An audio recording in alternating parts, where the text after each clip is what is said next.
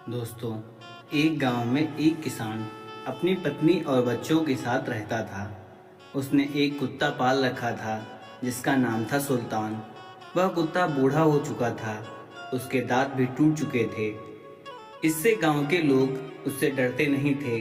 एक दिन सुल्तान घर के दरवाजे के सामने लेटा हुआ था, तो उसने अपने मालिक को कहते सुना, अब यह सुल्तान हमारे किसी काम का नहीं है। ना तो अच्छी तरह घर की रखवाली कर सकता है और ना ही हमारी भेड़ों की।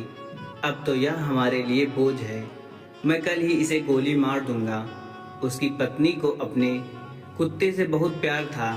वह कुत्ते को नहीं मारना चाहती थी, इसलिए वह अपने पति से बोली, इस सुल्तान ने इतने वर्षों तक हमारे घर और खेतों की रखवाली की है, क्या हम इसे इसकी सेवा का यही इनाम देंगे? ईश्वर ने हमें सब कुछ दिया है, हम इसे 2 वक्त की रोटी तो दे ही सकते हैं। पर किसान अपनी पत्नी की बात से सहमत नहीं था। वह सुल्तान की जगह एक नया कुत्ता लाना चाहता था, इसलिए वह उस कुत्ते से पीछा छुड़वाना चाहता था। वह बोला, तुम मूर्ख है, इस कुत्ते से अच्छी तरह घर और खेती की रखवाली नहीं होती। अब यह हमारे काम का नहीं है। जब यह किसी काम का नहीं, तो इसे बेकार पालने से क्या लाभ? अगर इसने इतने साल हमारी सेवा की, तो हमने भी इसे भरपूर भोजन और मांस इत्यादि देकर इसे प्यार से पाला। पर अब मैं इसे और नहीं पालना चाहता। कुत्ते ने अपने मालिक और मालकिन की बातें सुन ली। अब उसे लगा कि कल तक उसका मालिक उसे जरूर गोली मार देगा। मौत से तो सभी को डर लगता है। अतः वह वहां से भागकर अपने दोस्त भालू के पास गया, जो पास के जंगल में रहता था। उसने उसे अपने मालिक की बात बताई और अपने भाग्य को कोसने लगा। तब उसका मित्र बोला, दोस्त घबराओ मत, इस मुसीबत में मैं तेरी सहायता जरूर करूंगा। मेरे दिमाग में एक विचार है, अगर तू उस पर अमल करेगा तो तेरी जान बच सकती है। उसने सुल्तान को अपनी योजना बताई। कल सुबह किसान अपनी पत्नी और छोटे बच्चे के साथ खेतों में जाएगा, क्योंकि उसके छोटे बच्चे की देखभाल करने वाला उसके घर में कोई नहीं है। खेतों में काम करते समय वह अपने बच्चे को वहीं घास फूस पर लिटा देगा। उस समय तू उस बच्चे की रखवाली करने बैठ जाना। जब मैं इस बच्चे को उठाने लगूंगा, तब तू भौंक भौंक कर और मुझसे लड़कर मुझे वहां से भगा देना। मैं बच्चे को वहीं छोड़कर जंगल की ओर भाग जाऊंगा। इससे तेरा मालिक खुश हो जाएगा और तुझे गोली नहीं मारेगा। उसे लगेगा कि तू अभी भी भालू जैसे जानवर से उसके बच्चे को बचा सकता है, तो तू अभी भी जंगली जानवरों से भी उसकी और उसके बच्चों की रक्षा कर सकता है। सुल्तान को उसकी योजना बहुत पसंद आई। अगली सुबह तड़के ही जब किसान अपनी पत्नी और बच्चे के साथ खेतों के लिए चल दिया, तो उनका सुल्तान भी उनके साथ चल दिया। खेतों में पहुंचकर किसान की पत्नी ने अपने बच्चे को पुआल का बिस्तर बनाकर उस पर कपड़ा बिछाकर लिटा दिया। सुल्तान भी उस बच्चे से कुछ ही दूरी पर बैठकर भालू के आने का इंतजार करने लगा। थोड़ी देर बाद भालू चुपके से आया और बच्चे को उठाकर चल दिया। सुल्तान भौंकता भौंकता उस भालू के पीछे दौड़ा। तब भालू बच्चे को वहीं छोड़कर भाग गया।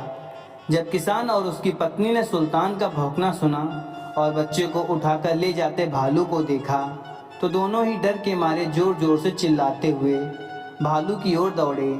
पर उन दोनों के पहुंचने से पहले ही भालू बच्चे को छोड़कर जंगल में घुस गया और सुल्तान उस बच्चे को उठाकर अपने मालिक के पास ले आया। किसान बच्चे को ठीक ठाक देखकर बहुत खुश हुआ और सुल्तान को बहुत प्यार किया, क्योंकि सुल्तान की वजह से ही उसके बच्चे की जान बची थी। वह खुश होकर अपनी पत्नी से बोला, अब मैं अपने सुल्तान को नहीं मारूंगा। आज इसी ने हमारे बच्चे की जान बचाई है।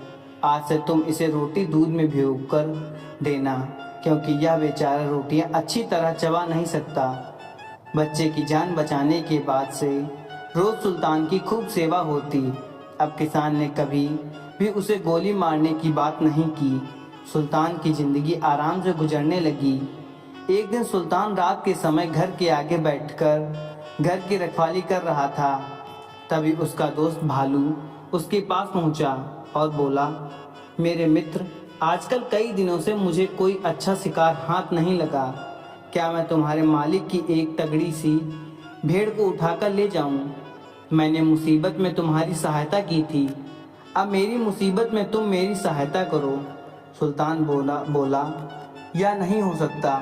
तुम मेरे सामने मेरे मालिक की भेड़ उठाकर नहीं ले जा सकते। मैं अपने मालिक का नुकसान नहीं होने दूंगा। भालू ने सोचा कि सुल्तान उससे ऐसे ही कह रहा है।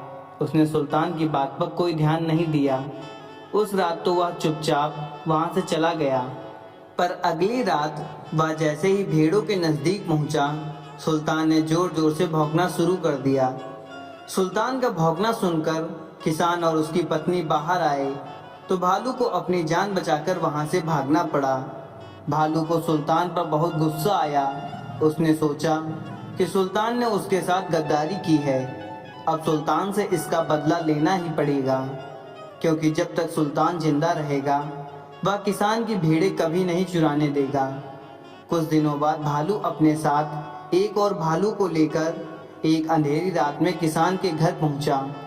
सुल्तान ने जब भालू के आने की आहट सुनी तो भौंकना शुरू कर दिया, पर जब तक उसका मालिक उसका भौंकना सुनकर बाहर निकलता तब तक दोनों भालुओं ने मिलकर सुल्तान को मार डाला।